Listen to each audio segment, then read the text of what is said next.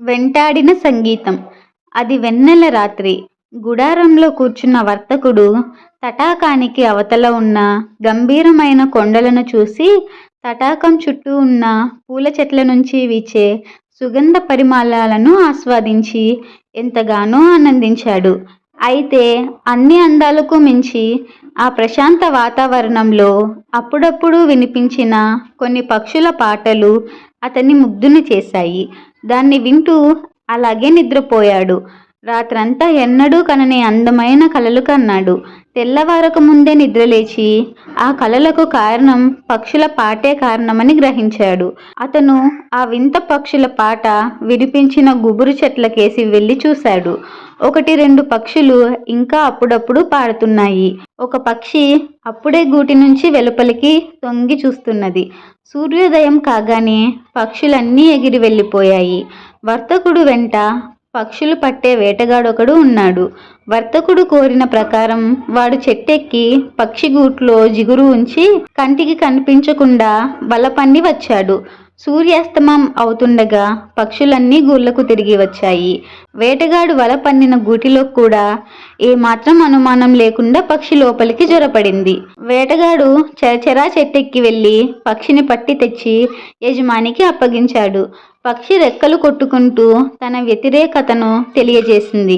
అయితే వర్తకుడు దాన్నేమీ పట్టించుకోకుండా ప్రేమగా ఇలా అన్నాడు: "నువ్వేమీ భయపడకు, నిన్నేమీ చేయను. నీకు నవరత్నాలు పొదిగిన బంగారు పంజరం చేయిస్తాను. ఏ పక్షులకు అందుబాటులో లేని సుమధుర ఫలాలను నీకు ఆహారంగా పెడతాను.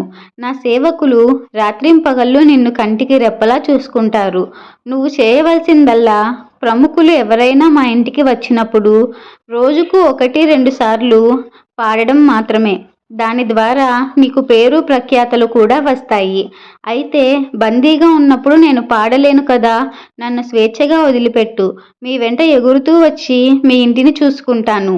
అప్పుడప్పుడు వచ్చి నీకోసం తప్పక పాడతాను. నా మాట నమ్ము" అన్నది పక్షి. పక్షి రంగురంగులతో చాలా అందంగా కనిపించింది. వర్తకుడు పక్షి విన్నపాన్ని పెడచెవిన పెట్టి ఏ కొరత లేకుండా జాగ్రత్తగా చూసుకుంటానని మళ్ళీ మళ్ళీ చెప్పసాగాడు. పక్షి మరేమీ మాట్లాడలేక మౌనంగా ఉండిపోయింది.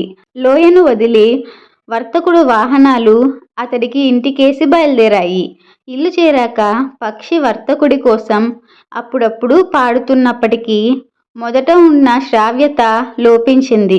మధురంగా ఉన్నప్పటికీ అంతర్లీనంగా తీరని ఆవేదన ధ్వనించసాగింది. వ్యాపారి వద్ద ఉన్న పాటలు పాడే పక్షి గురించి ఊరంతా తెలిసిపోయింది. ఎందరెందరో ప్రముఖులు వచ్చాయి దానిని చూడసాగారు. దానిని పట్టుకు వచ్చిన వ్యాపారి అదృష్టాన్ని కొనియాడారు. పక్షి కోసం రకరకాల కానుకలు, చిన్న చిన్న ఆభరణాలు ఇచ్చేవారు. అయినా స్వేచ్ఛ కోల్పోయిన పక్షి ఎలాంటి కానుకలకైనా ఎలా ఆనందించగలదు? వారికేసి నిర్లిప్తంగా చూస్తూ ఊరుకునేది. ఇలా 2 ఏళ్లు గడిచిపోయాయి. వర్తకుడు మళ్ళీ వ్యాపారం కోసం బయలుదేరుతూ పంజరం దగ్గరికి వెళ్ళి, "నేను వ్యాపారానికి దూర ప్రాంతానికి వెళ్తున్నాను. నేను ఇంటి వద్ద లేనప్పుడు నీకు ఎలాంటి కొరత రాకుండా చూసుకోమని ఇంట్లోని వారికి, పని మనుషులకు చెప్పాను.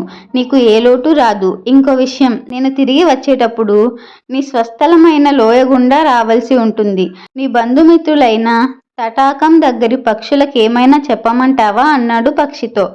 "చాలా కృతజ్ఞతలు. నన్ను ఇక్కడ చక్కగా చూసుకుంటున్నారని, నిజానికి చాలా పేరు ప్రఖ్యాతలు పొందానని, అయితే స్వేచ్ఛ మాత్రం లేదని, ఏం చేయడానికి తోచడం లేదని చెప్పు" అన్నది పక్షి. "తప్పకుండా చెప్తాను" అని చెప్పి వర్తకుడు అక్కడి నుంచి బయలుదేరాడు. 3 నెలల తర్వాత వర్తకుడు తిరిగి వచ్చాడు.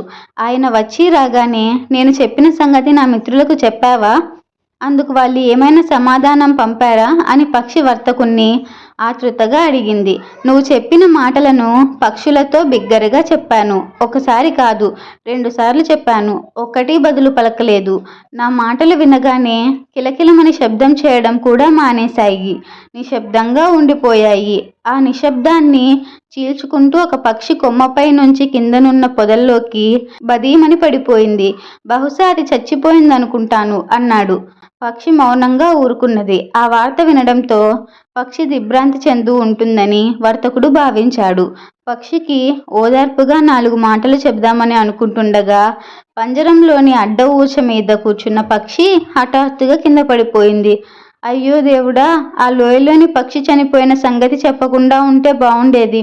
పాపం ఆ వార్త విని తట్టుకోలేక ఇది చచ్చిపోయినట్టుంది అంటూ వర్తకుడు బోరున విలపించుకున్నాడు. పంజరం తలుపు తీసి పక్షిని వెలుపలికి తీశాడు. మౌనంగా ఇంటి పెరట్లో ఉన్న తోటకేసి నడిచాడు. తక్కిన వారు అతన్ని అనుసరించి వెళ్లారు. పక్షిని ఎక్కడ పాతి పెట్టాలన్న విషయం చర్చించి ఒక నిర్ణయానికి వచ్చారు. అయితే పక్షిని వర్తకుడు పచ్చగడ్డి మీద ఉంచగానే అది రివ్వున లేచి క్షణంలో దాపులనున్న చెట్టు కొమ్మల మీద ఎగిరి వెళ్ళి కూర్చొని, నా మిత్రుల సందేశం వినిపించినందుకు చాలా కృతజ్ఞతలు అన్నది. ఆ పక్షులు ఎలాంటి సందేశము పంపలేదే అన్నాడు వర్తకుడు. ఆ పక్షులు ఎలాంటి సందేశము పంపలేదే అన్నాడు వర్తకుడు. అవి నిజంగానే సందేశం పంపాయి. నేను చెప్పి పంపిన మాటలు నీ నోటి గుండా వినగానే ఒక పక్షి చచ్చిపోయినట్టు కింద పడిపోయిందని చెప్పావు కదా. స్వేచ్ఛ సాధించాలంటే నన్ను అదే విధంగా చేయమన్న సందేశం అందులో ఇమిడి ఉంది. నాకు ఆ సలహా ఎంత గొప్పగా పనిచేసిందో నువ్వు ప్రత్యక్షంగా చూశావు కదా అన్నది పక్షి. వర్తకుడు ఆశ్చర్యంగా దానికేసి చూశాడు. పక్షి మళ్ళీ, నువ్వు నా కోరిక మన్నించి మొదటే గనక నన్ను వదిలిపెట్టి ఉన్నట్టయితే అప్పుడప్పుడు వచ్చి నువ్వు నీ బంధుమిత్రులు సంతోషపడే విధంగా పాడి ఉండేదాన్ని. ఎందుకంటే స్వేచ్ఛగా ఉన్నప్పుడు మాత్రమే పాడగల పాటది. అయితే నన్ను వదిలిపెట్టకూడదన్న లోభం నీలో పెరిగిపోయింది. ఇప్పుడు నేను నీకోసం తుదిసారిగా ఒక పాట పాడతాను. అదే నీకు శిక్ష అన్నది. చాలా సంతోషం. అయినా అది నాకు శిక్ష ఎలా అవుతుంది అని అడిగాడు వర్తకుడు. పక్షి సమాధానం చెప్పకుండా పాడడం మొదలుపెట్టింది. అందరూ ఆ పాట విని తన్మయత్వం చెందారు. హఠాత్తుగా పాటను ఆపి పక్షి ఎటో వెళ్ళిపోయింది, సుదూర మార్గాలను దాటుకుంటూ. కొన్ని రోజులు గడిచాయి. పక్షి పాడిన పాట వర్తకుడి మనసులో తరచూ వినిపించసాగింది. అది మళ్ళీ మళ్ళీ అతడి మనసులో ప్రతిధ్వనించడం వల్ల దాదాపు అతనికి పిచ్చెక్కినట్టు అయింది. ఇక భరించలేక ఒకరోజు తిన్నగా అడవికి వెళ్ళి లోయను చేరాడు. పక్షులన్నీ ఆగ్రహంతో గుంపుగూడి కిచుకిచుమంటూ అతని తల మీద వృత్తాకారంలో ఎగరబడడంతో అతడు వెంటనే వెనుదిరిగాడు. అయితే మనసులో వెంటాడే సంగీతం మాత్రం జీవితంలో ఆఖరి క్షణం వరకు అతన్ని వేధించసాగింది.